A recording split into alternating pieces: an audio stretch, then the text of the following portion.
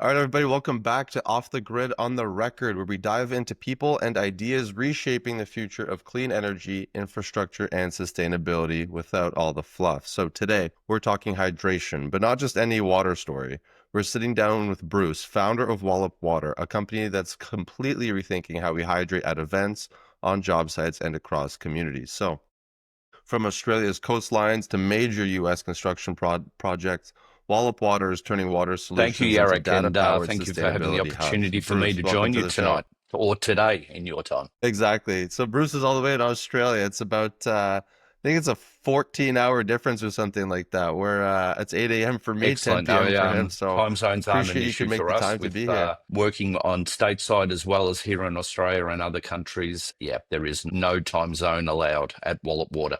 That's amazing. Well, then let's start at the beginning. You've got, background to major events. Walk me through that, light bulb moment when you Yeah, realize a single certainly. plastic So has to go and there's there's, a two better way to founders serve within the water. business, myself and Ryan Tate.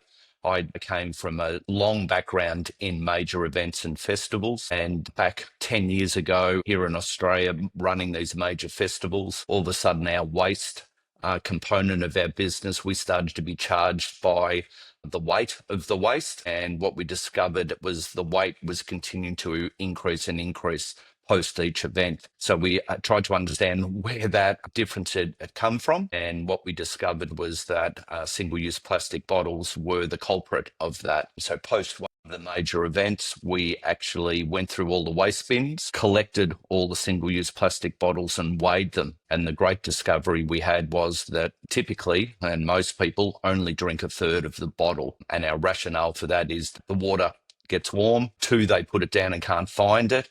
And three, they just forget where they put it. So it's that's where it all started. And then my co-founder Ryan Tate, he came from a major construction background, so it was almost marriage made in heaven. He was acting as a contractor, as a bit of a side hustle at that stage, and between the two of us, we said, look, there's a major problem happening here at event sites, and he also saw it starting in construction, and that was the light bulb moment for us to commence Wallop Water or start the initial stages of it.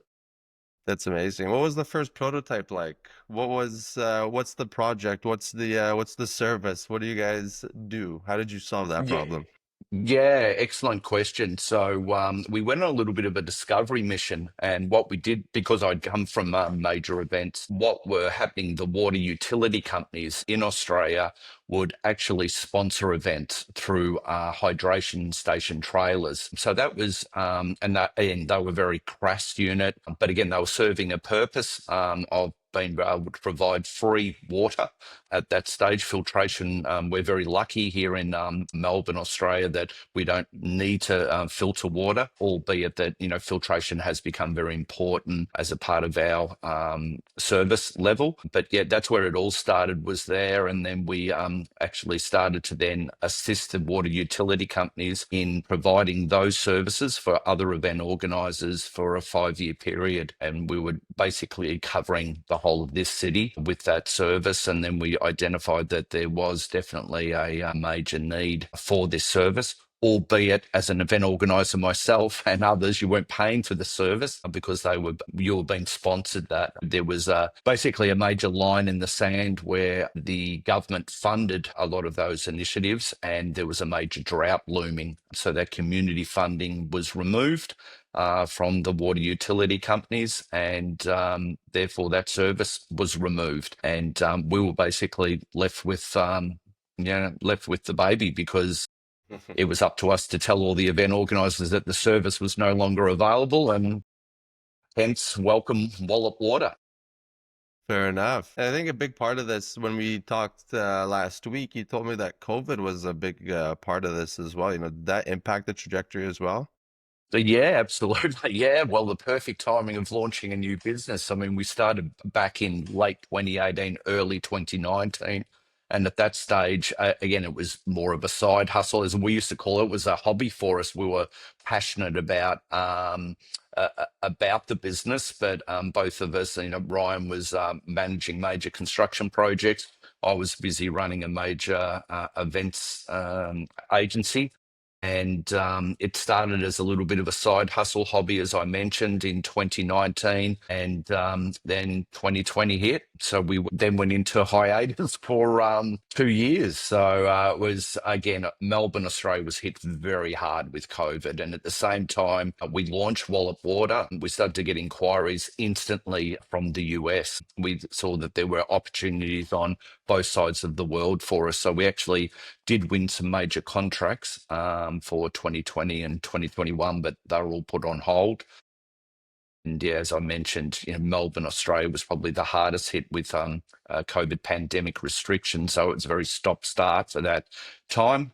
We were very fortunate that we didn't have an enormous amount of equipment, so it wasn't a big draw on our resources or our finances.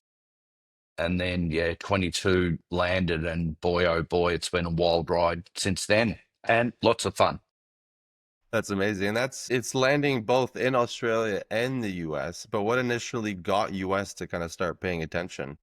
Yeah, look, it was the real need for the services. They were starting to dip their toe into sustainability. I've always said that it appears that, again, you're about 5 years behind where we were in Australia, where it had become almost the norm to carry a reusable bottle, one to, college or to work, traveling, transiting from with travel, but we found that it wasn't. West Coast was certainly that way, but on the East Coast, not so much within the US. But it was more the cities and music promoters and that were seeking that solution. And at that stage, yeah, we were able to provide them with the right solution, albeit, as again, you're rolling out your first fleet of assets. And again, it was, yeah, pretty exciting times. And the feedback on the ground, I was there to launch for over 6 months, and the feedback from the event patrons, whether it, and at that stage, we were only outdoor events, but yeah, the feedback from the event patrons was just overwhelmingly positive. We pride ourselves on the quality of our water.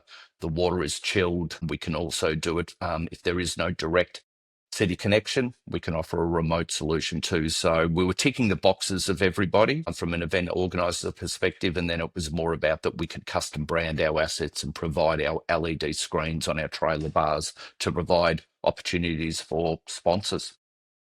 That's amazing. I love that. It's a great root story. And for those, who maybe haven't seen a unit, let's paint a bit of a picture. What exactly do they look like and what events or sites are they built for? And are there any, models or different types that, are better suited in certain areas than others?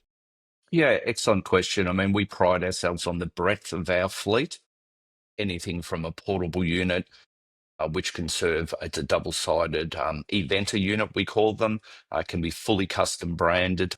They're perfect for indoor events, e.g. Mandalay Bay in Vegas is a major destination for us with events and other indoor centres throughout Australia and the US. And then it just really starts to increase in the number of spigots or taps that are available, particularly during COVID times. We always had a water fountain, or bubbler as we call them here in Australia. But again, just out of the pandemic, people weren't wishing to drink out of those units. So again, we really focused on cups or bottles being able to refill. So it goes from a double-sided unit to a triple unit, which is double-sided bottle refill, and again, a water fountain, and then goes right up to our monster bars, which is a smaller footprint, but they do have up to 12 taps. And then, as we call her, the Rolls Royce of our fleet is the Trailer Bar 2.0. And again, she's completely solar package. So all of our units, believe it or not, solar. So we don't require any power to either chill the water. We also have invested heavily in technology where all of our assets are remotely monitored, and we provide all of our clients and even sponsors, in that case, their client sponsors or our client sponsors with live sustainability dashboards. And having been at events myself where we've had our trailer bar, which has got 10 spigots, 10 taps, it is a very impressive unit. And again, if anybody wants to check out our fleet, go to wallopwater.com. Easy one to remember. Yeah, definitely. When you've got that live sustainability dashboard and people are, and base our style on bar tap styles. So again, it's that real different style of pouring some water, and you can see them pouring the. We've deliberately made it that you have to pour it. So when you're pouring the tap, you're either looking at the screen or you're looking at the branding. And when people see it tick over that there's a 16 ounce or 500 ml bottle that's been saved from landfill, yeah, people do get excited about it. So yeah, it's a huge range. Some people would say it's at the detriment of our business having such a huge range, but certainly we can fit most briefs, and we build all of them to be event and or construction proof, which is vital because it is hard going at both of those situations.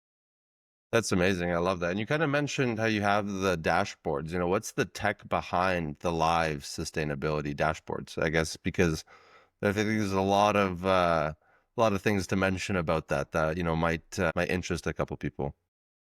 Yeah, certainly. Look, it's IoT technology. And again, people within utilities would be very aware of the IoT technology. There is a lot of off the shelf solutions, but what we discovered, our great problem was it wasn't about, and they use it for power and they do use it for water and other services and tank levels and so forth. But what our challenge was, and our tech team's challenge was, it was just that the sort of the short pouring of the water. So there had to be a lot of back end development that it would only be on, off, on, off, on, off all of the time. So again, compliments to the co-founder Ryan Tate. It's been really his baby, and that's really differentiated us and provided our clients with. And our clients now are sustainability managers, whereas going back 2-3 years ago, they were event managers or production managers or construction managers. But we're here to help our clients as sustainability managers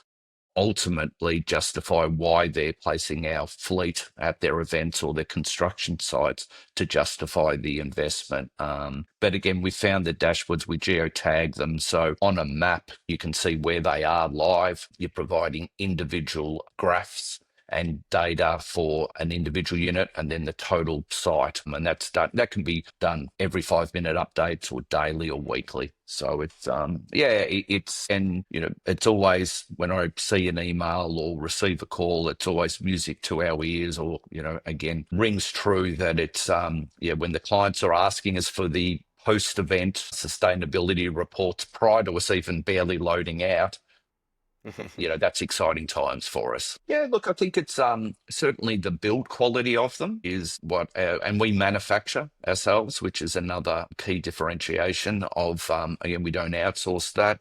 It is all manufactured in Australia and exported.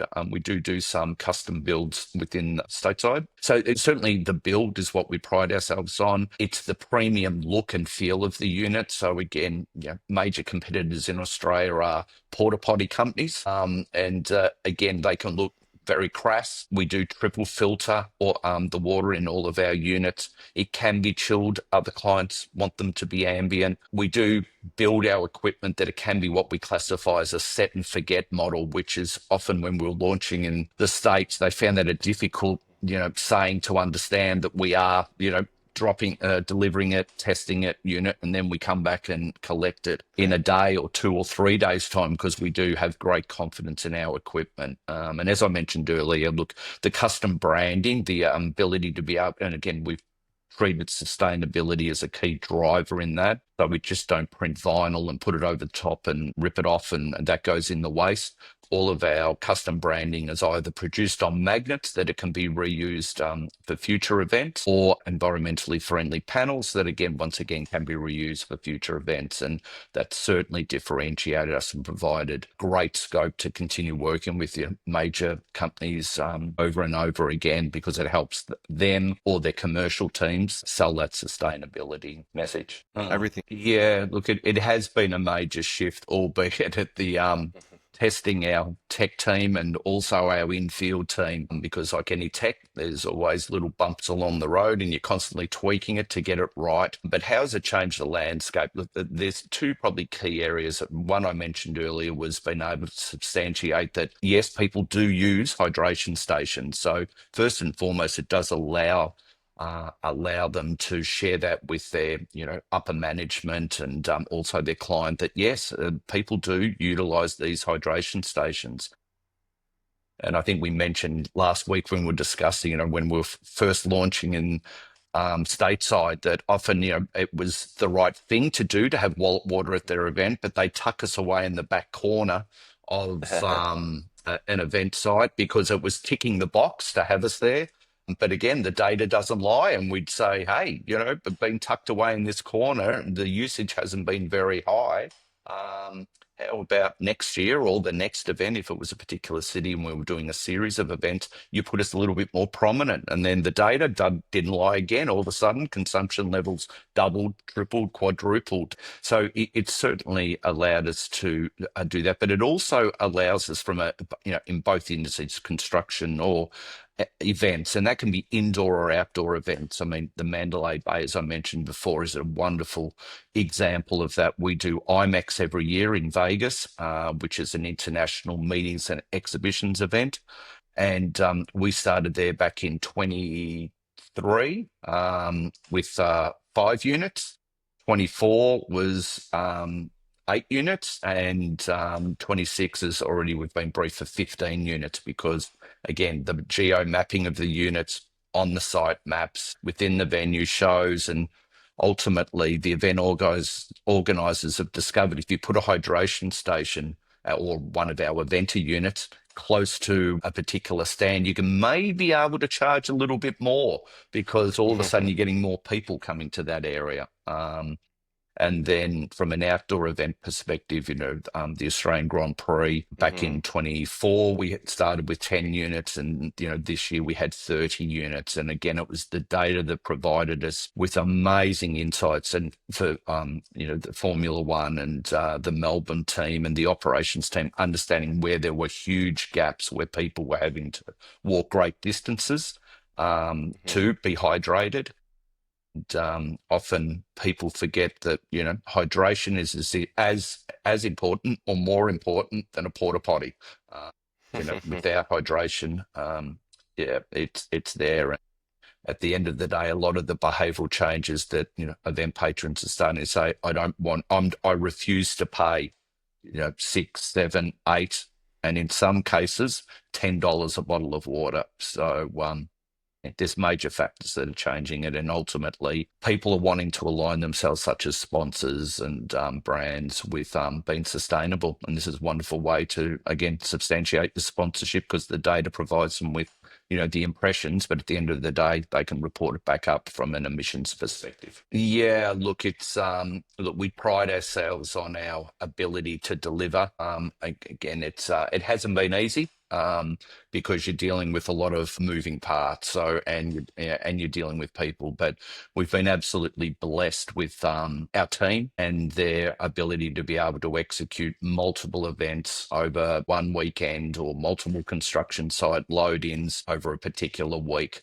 And there's been a lot of learning along the way, and particularly and each sector provides different challenges but also positive outcomes. So again, the shorter 1 day events provides challenges that it needs to be over and over again. The longer term rentals, which has probably been a major part of our growth, has started to eventuate. So that, again, that's better for us as a business and better for the client that you're able to deliver in June and then you're collecting the unit in September again. But we're building in service levels there that we're calling in once, like such as a construction site, once a week or once a month, or in some cases daily, to do that. And again, building that equipment so it is robust and it is event and construction proof. So you don't necessarily need to have staff on site. The units can operate independently. And that's really a lot of education with our clients, that we are setting and forgetting, but we're not forgetting. We're always here if something does go wrong. And as one of our staff said to me over in California, and I was talking about water, and water will always find its way out, and he said, well, we're plumbers. And, have you ever seen a plumber who doesn't live in a really large home and drive a really big truck and have a great boat to go water skiing or fishing in? yeah, one day, hopefully, we'll be at that same scale as those plumbers are in Southern California. Yeah, look, it's certainly, as I call him Dr. Google or call her Dr. Google, has been a major part of our growth of our business with Google AdWords, and then SEO has driven it. I mean, we do, really pride ourselves on the retention rate that we have with our clients. So again, we sit at about 85, 90% year in, year out of a retention rate of events. Word of mouth is very powerful. Again, the events industry is built upon contractors or subcontractors, and they move from one company to another one. So generally, they might take us with them, which is wonderful. And then, socials again is starting to, have a lot of growth. Particularly LinkedIn has been a big part of, a big part of our awareness of who we are, and then certainly we do spend a lot of time writing articles for our website and then obviously posting those and sharing those. So, and again, relying on the data of from again web analytics and what are people reading, what do they like to read, and like anything, people like to learn. So most of our articles are written about how we can teach people the benefits of working with Wallop Water or working with, our competitors, because competition is good, and ultimately we're all sharing the same goal of, making sure that there's single-use plastic, less and less single-use plastic bottles out there, which is a major blight on society and waterways, etc. Of Let me course. have No, some that's Wallop Water. massive. No, no, there's certainly major intentions to scale. Like any startup, it has to, it's all been self-funded. Again, we're very proud of that fact that it has been self-funded. We cover the East Coast and the West Coast of the United States. I mean, the bottom line is we could be everywhere. And so, definitely there are plans early, within 26 that we will be starting to expand our fleet there again, and the desire of different industries such as construction, indoor, outdoor events. And then also another interesting factor is, the again, the sampling of hydration products is becoming a major part of our business, and custom building assets or for particular clients is also another area. The exciting times for our business is our manufacturing side of our business is growing rapidly. The rental side of our business is growing, exponentially. So, yeah, it's exciting times ahead, and if there's any investors out there who are looking for some fun times, then please reach out to us, and where eyes and ears are always wide open. Yeah, look, it's I suppose the greatest challenge we have, and not so much in the Australian market, because the Australian market, albeit the outdoor market is, you would call, it's starting to mature, albeit that we do constantly pick up new clients. The indoor market is a new and emerging market. Again, there has to be a major behavioral shift because they're getting hit with increased waste. So the greatest challenge you have is education. And, when you're launching into a new market or you're working with a new client, particularly stateside, they don't understand what is the cost of having Wallop Water or anybody on site. And we're not on our own, like yourself and everybody else, rising costs are the greatest challenge. And every year you've got to review your costs, and every year you've got to increase your costs, to cover your bottom line. But again, people are aware of that, and we're all riding the same train. But I think we spoke about it last week. It was interesting when you were trying to price a new market and understand what it is. It's interesting. It's sort of that dollar for dollar model of what we charge here in Australia is typically what is received on stateside. So. Yeah, so look, I think constantly it's that education piece, and priding ourselves on those service levels, which is challenging when you're doing upwards of 1,000 events a year, and also making sure that those reports and sustainability reports are completed on time, so the client can share them with their sponsor or upper management. But yeah, look, it's going to be constantly education, and then at the end of the day, you've got major beverage companies who have porridge rights at venues, and they're wanting to sell single-use plastic bottles, which I understand that's their business. Hmm. So, and again, we've worked with some of them at major events in Tennessee where we've shared data on what it is, and ultimately it hasn't really affected their volume of sales because people, unit sales, it's cost them a little bit, but ultimately people are then coming and filling up those bottles because they didn't bring a refillable bottle. Hmm. And it's that education also of teaching our clients to make sure that they promote that people can drink free chilled filtered water at an event or a construction site. And construction's a big one in education, huge, because they're Of course. but it's awareness. Look, I think certainly, our major objective is to be a leader in the construction space, and we're certainly moving that way and moving quickly.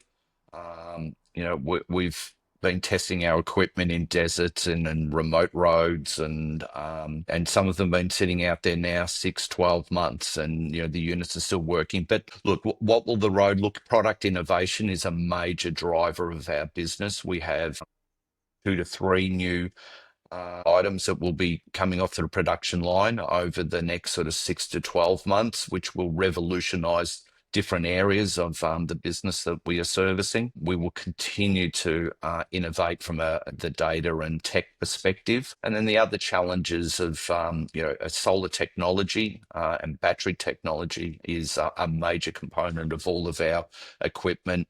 So again, constantly looking at, and I mean, battery technology is improving every day. So, if you're not improving in that space, then you're not looking and you're not working hard enough. So I think, look, the 3 key things for us to answer that question is, one is product innovation will continue to be a major component of us, of listening to our clients. And again, the greatest people to learn from are your clients. As long as we use the 2 things on the side of our head to listen to what they wish to be able to have at their events or their construction sites, then we will deliver that and continue to improve our technology, that it is, at the end of the day, easy for our team to execute. Always, so often you forget the most important customer is your own customer, your people.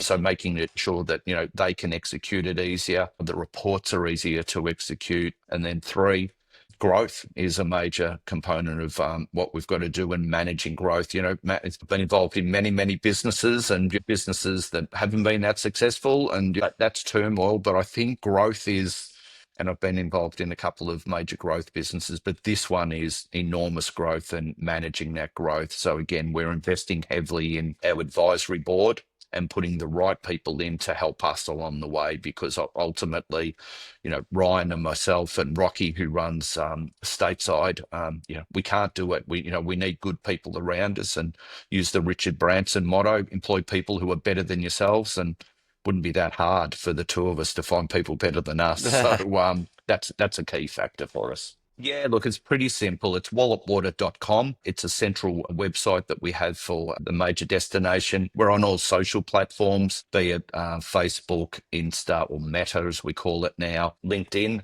and TikTok. So you'll see us there.